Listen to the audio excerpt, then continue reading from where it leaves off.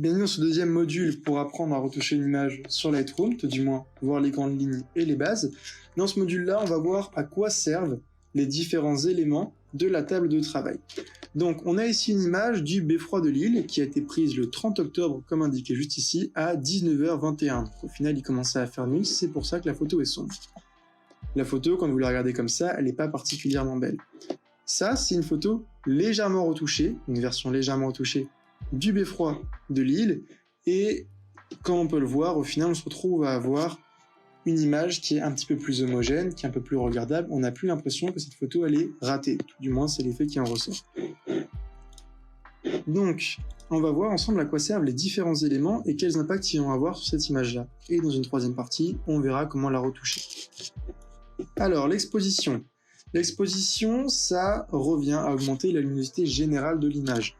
On peut soit l'assombrir en tirant vers la gauche, soit au contraire l'augmenter, la rendre plus claire, donner l'impression que la photo a été prise pendant le jour, en tirant vers la droite. Le contraste, lui, il va servir à accentuer les zones d'ombre ou à les diminuer afin de faire ressortir les éléments plus clairs. Par exemple, si je tire mon contraste vers la gauche maximum, on voit que les zones d'ombre, au final, elles ont diminué, la photo est un petit peu moins Pepsi, au final, il y a moins de jeu entre les éléments clairs et les éléments sombres.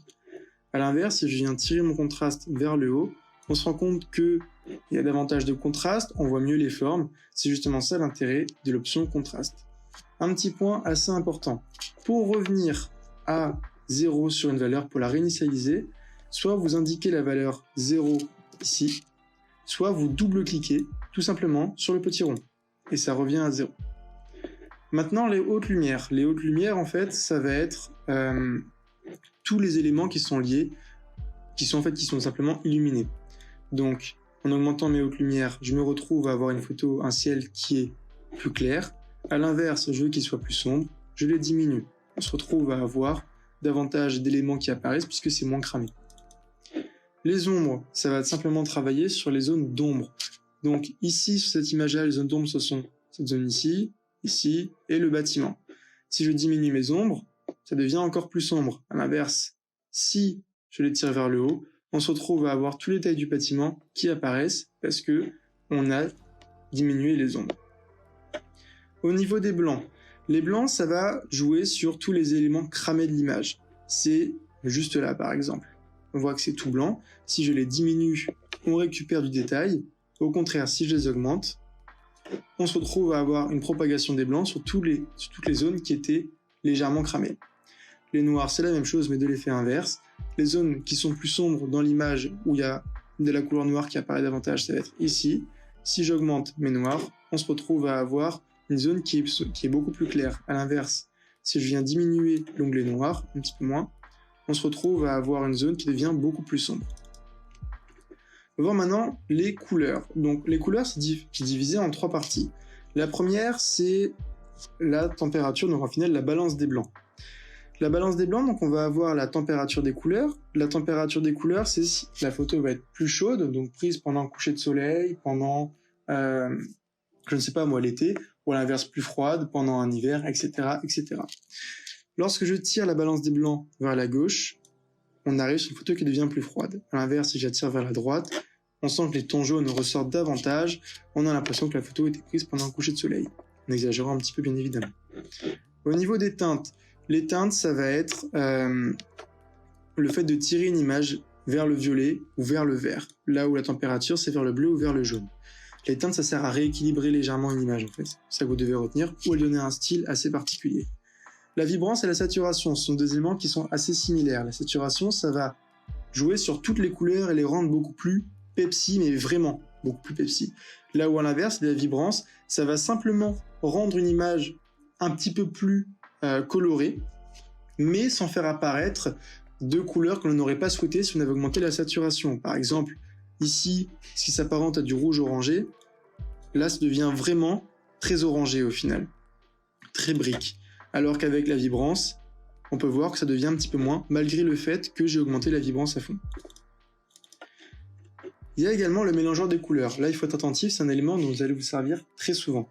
Le mélangeur de couleurs, ça sert à modifier une couleur en particulier indépendamment des autres. Par exemple, Le bleu. Ici, on a deux possibilités de prendre du bleu. Soit le bleu qui est cyan, soit du bleu plus marine.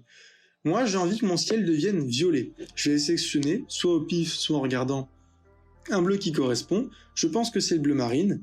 Je vais donc tirer mon bleu marine au niveau de la teinte vers la droite et mon ciel prend une tournure violette. Par contre, le reste de l'image n'a pas pris une tournure violette. Si, par exemple, je m'étais servi simplement de la teinte, on se rend compte que c'est toute l'image qui devient violette. Donc au final, au niveau du mélangeur de couleurs, ça va simplement être les éléments des couleurs sélectionnées qui vont changer. Par exemple, si je prends le orange et que je veux que le orange devienne violet, on se retrouve à avoir le orange qui est juste là, qui était bien orange au début, qui va devenir violet, mais le reste de l'image ne devient pas violet.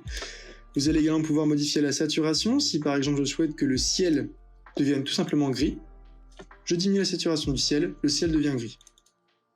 Et la luminance au final c'est la luminosité d'un élément. Je souhaite que mon ciel devienne très lumineux, un petit peu moins peut-être, ça devient très lumineux. Je souhaite à l'inverse qu'il devienne très sombre, on assombrit, et il n'y a que le ciel qui s'assombrit. Donc au final, l'intérêt du mélangeur de couleurs, c'est que vous pouvez donner vraiment une autre dimension à votre image en modifiant une couleur indépendamment. Et enfin, le color grading, qui peut s'apparenter au virage partiel, ça s'appelait comme ça avant pour ceux qui connaissent. Là, ça va être la possibilité d'appliquer un filtre de couleur sur soit toute l'image, soit une zone sélectionnée de l'image. On va comprendre comment ça fonctionne. Les tons moyens, c'est au final la moyenne des tons, donc toute l'image en général. Je veux que mon image tire légèrement vers, par exemple, le rouge. Voilà, je fais ça, je dis qu'il tire beaucoup, je fais ça. On se rend compte au final que c'est pas aussi prononcé que sur les teintes. Les ombres, je souhaite simplement que mes parties plus ombragées, donc ça va être ici et là, tirent vers le rouge encore une fois. Voilà comment ça fonctionne, on tire. Et à l'inverse, je souhaite simplement que mon ciel tire vers le rouge. Je mets ça là. Au final, le color grading, ça peut s'apparenter un petit peu soit aux teintes, soit au mélangeur de couleurs. Mais l'idée ici, c'est simplement de donner davantage de cachet à votre image, de donner un petit peu de personnalité pour qu'elle tire soit d'un côté, soit d'un autre, et appliquer des sortes de filtres ou effets, comme vous aimez bien les appeler. Alors justement, les effets en particulier. On a l'effet de texture. L'effet de texture, ça va simplement dupliquer les pixels pour apporter un petit peu plus de piquant. On va essayer de vous montrer. J'ai dupliqué la texture. À l'inverse, je la diminue. On se rend compte qu'il y a beaucoup moins de détails. La clarté, c'est pour augmenter le piqué de l'image.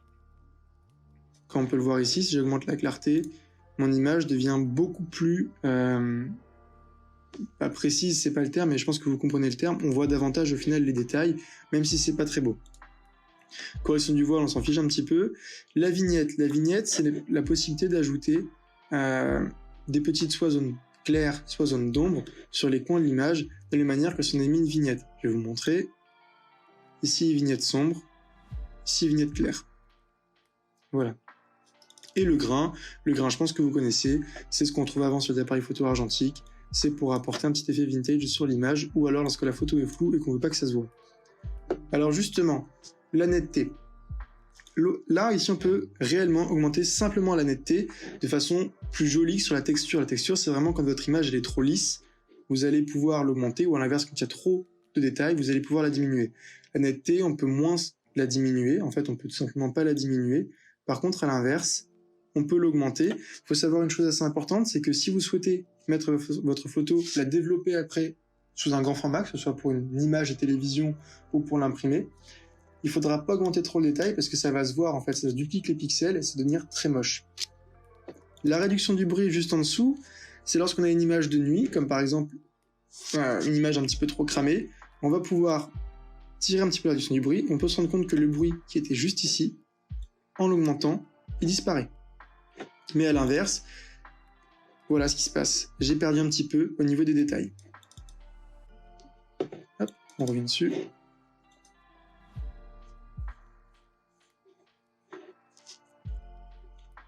Enfin, les aberrations chromatiques, c'est parfois des défauts d'objectif qui vont faire apparaître d'autres couleurs là où il ne devrait pas y en avoir. On peut l'activer ou le désactiver, ça dépend au final de la photo. Et les corrections d'objectif, c'est encore une fois, si vous avez shooté en RAW, vous allez avoir votre objectif qui est indiqué dans le fichier d'image. Lightroom de son côté a emmagasiné une base de données sur les défauts des objectifs. Si Par exemple, il va déformer un petit peu la scène ou autre, et en fait, en fonction de l'objectif que vous avez employé, de pouvoir corriger ça. La géométrie, ça se trouve toujours sur la page principale, ça permet simplement de tirer la photo d'un côté ou de l'autre. Voilà. Donc maintenant, on va voir la partie dupliquer. Donc, dupliquer et corriger. Vous allez souvent servir de corriger, on va voir que ça d'ailleurs. Donc en fait, corriger, ça sert à retirer un élément de l'image qui vous dérange. Vous avez deux modes. Soit le mode toucher, vous allez pouvoir faire des lignes comme ceci. Soit le mode simplement sélectionner, vous allez pouvoir choisir la taille.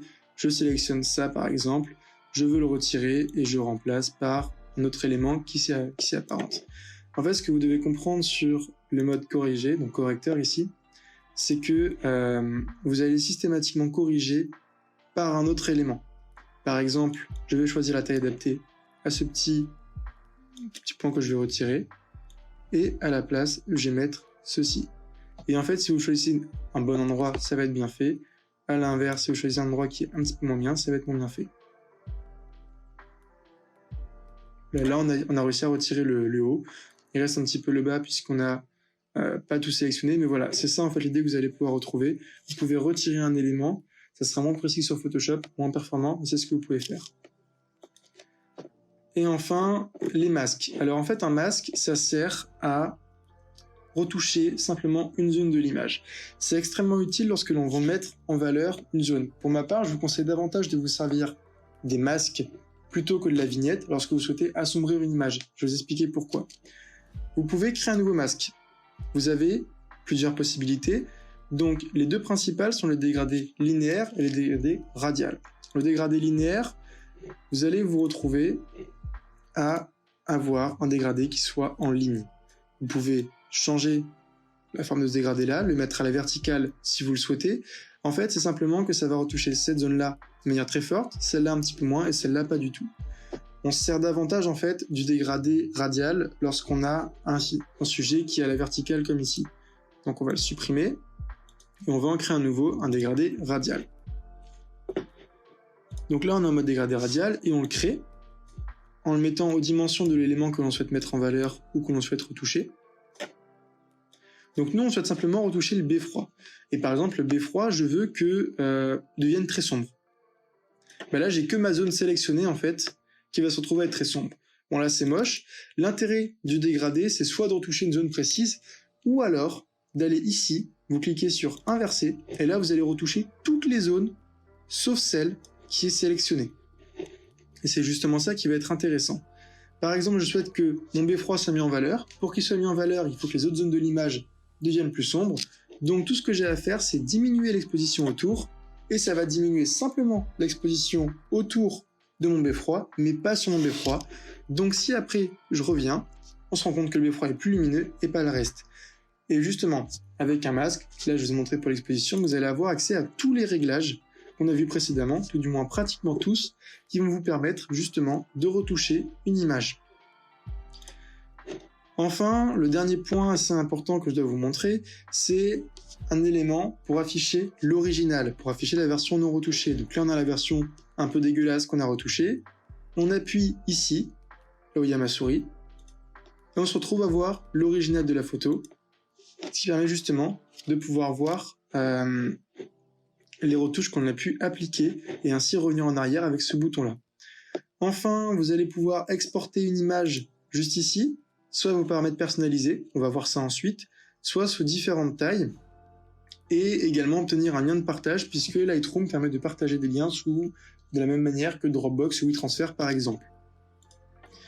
Vous allez pouvoir copier les paramètres de modification. Si par exemple cette photo-là me plaît beaucoup, je clique sur copier, et je vais avoir, attention, seulement les paramètres sélectionnés qui vont être copiés et que je pourrai ensuite appliquer.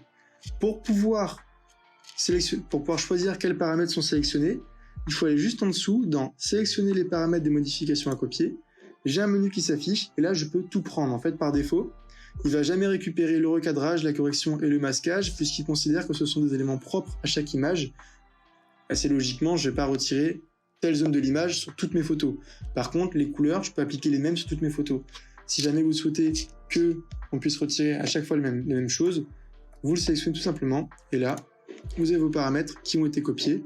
Si je vais sur mon autre image et que je fais coller, voilà, ça a collé.